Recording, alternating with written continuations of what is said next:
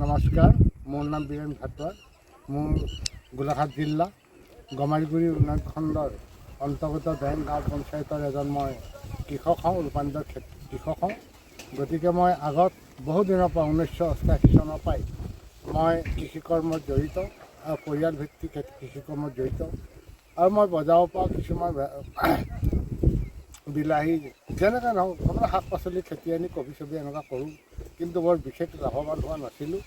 কিছুদিনৰ পাছত মই 2018 চনৰ পৰা মই এই আত্মাৰ পৰা যিখিনি বীজ পাইছোঁ, সেইখিনিৰ পৰা মই খেতি কৰি যথেষ্ট উপকৃত হৈছে আৰু আমাৰ গাঁওখনো উপকৃত হৈছে।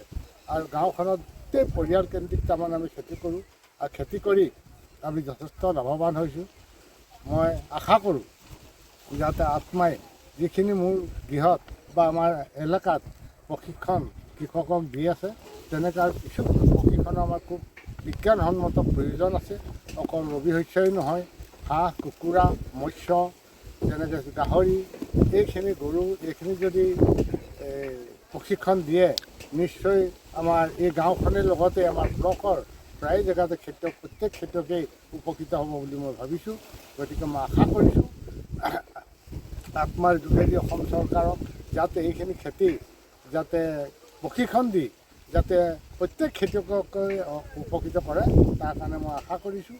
আৰু লগতে আমাৰ এটা মই সগৌৰৱে ক'ব পাৰোঁ যে আমাৰ যিখন গাঁও, এই গাঁৱত আমাৰ যিমানখিনি যুৱক আছে বহিৰাজ্যলৈ কামত নগৈ প্ৰত্যেক পৰিয়ালকেন্দ্ৰি আমি খেতি কৰি আৰু প্ৰত্যেকে আমি বাৰ্ষিক আয়টো আমি প্ৰায় যথেষ্ট উপাৰ্জন কৰিব পৰা সক্ষম হৈছোঁ।